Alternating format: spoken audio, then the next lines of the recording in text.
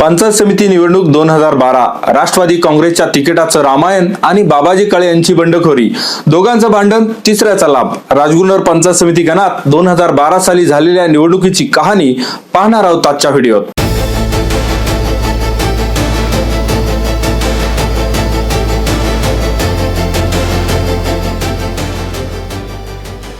नमस्कार, आपण पाहतात खेड टाइम्स. गाजलेल्या 7 लढती या मालिकेच्या दुसऱ्या भागात आपलं स्वागत. खेड तालुक्याच्या स्थानिक स्वराज्य संस्थांमध्ये गाजलेल्या काही लढती आपण या मालिकेच्या माध्यमातून पाहत आहोत. पहिल्या भागात 2007 साली झालेल्या राजगुन्नर रेटवडी या जिल्हा परिषदेच्या गटात झालेली आणि विशेषतः गाजलेली लढत आपण पाहिली. आजच्या भागात आपण 2012 साली झालेल्या राजगुन्नर या पंचायत समिती गणात झालेली निवडणूक पाहणार आहोत. चला तर मग. राजगुन्नर हा पंचायत समिती गण यावेळी राजगुन्नर रेटवडी या जिल्हा परिषदेच्या गटात होता. राजधानीचं शहर राजगुरुनगर खेड तालुक्याच्या राजकारणात फुल टाइम ऍक्टिव्ह असलेल्या राजकारण्यांचा राबता, वास्तव्यासाठी पसंतीचं ठिकाण, त्यामुळे या गणात आणि या गटात राजकारण नेहमी हॉट टॉपिक ठरतं.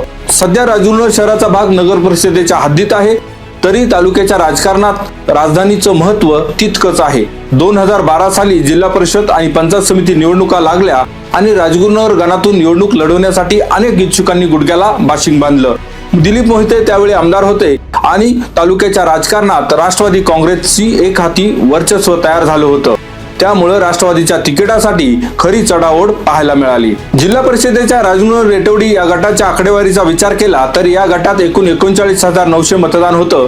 त्यातल्या 24,774 लोकांनी मतदानाचा हक्क बजावला.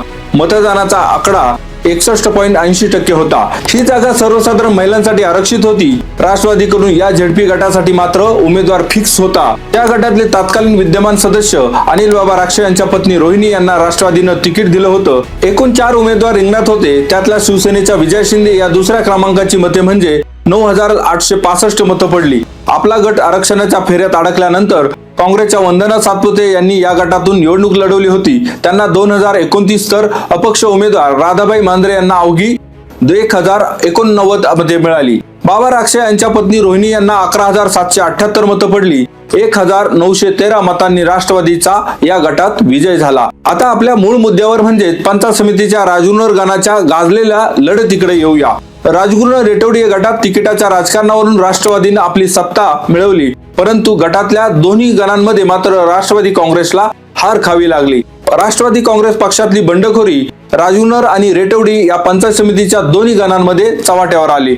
एवढंच नव्हे तर बंडखोरीचा फटकाही पक्षाला बसला. तो कसा पाहूया. शिवसेनेनं तत्कालीन तालुकाध्यक्ष गणेश सांडवर यांना उमेदवारी दिली होती. किरण आहेर यांना काँग्रेसनं मैदानात उतरवलं होतं. मनसेचे सोमनाथ कहाणे हेही नशीब आजमावत होते.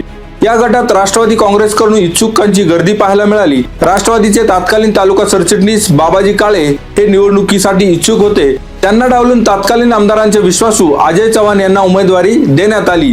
त्यामुळे नाराज झालेल्या बाबाजी काळे यांनी बंडखोरी केली आणि अपक्ष निवडणुकीत उडी घेतली. बाबाजी काळे यांच्या बंडखोरीचा फटका पक्षाला बसला. या निवडणुकीचा निकाल हातात आल्यानंतर सगळ्यांनाच आश्चर्याचा धक्का बसला. राष्ट्रवादीचे उमेदवार अजय चव्हाण यांना दुसऱ्या क्रमांकाची 2,927 मतं पडली, पण बंडखोरीमुळे झालेल्या मतविभाजनेचा फटका त्यांना बसला आणि अवघ्या 75 मतांनी त्यांचा पराभव झाला. बंडखोरी झालेल्या बाबाजी काळे यांना 2,618 मतं मिळाली. राष्ट्रवादी काँग्रेस आणि बाबाजी काळे यांचं वैयक्तिक मतदान बाजूला गेल्यामुळं अजय चव्हाण यांचा पराभव झाला. शिवसेनेचे गणेश सांडवर यांना 2,096 तर मनसेच्या सोमनाथ कहाणे यांना 1,603 मतं पडली. काँग्रेसच्या किरण आहेर यांना 3,000 मतं पडली आणि अवघ्या 75 मतांनी ते या निवडणुकीत विजयी ठरले. पण बंडखोरी आणि मतविभागणीमुळे काँग्रेसच्या उमेदवाराचा या निवडणुकीत झटका झाला, अशी चर्चा तालुक्यात त्यावेळी झाली. दोघांचं भांडण आणि तिसऱ्याचा लाभ ही म्हण या निवडणुकीत सार्थ ठरली. असो, 2012 साली गाजलेल्या या निवडणुकीची कहाणी तुम्हाला कशी वाटली? सध्याचे आमदार बाबाजी काळे यांच्या त्यावेळच्या बंडखोरीबाबत तुम्हाला काय वाटतं? किरण आहेर यांना खरंच या निवडणुकीत अनपेक्षित लाभ झाला का? आम्हाला कमेंट्स मधून नक्की सांगा. व्हिडिओ पाहिल्याबद्दल धन्यवाद.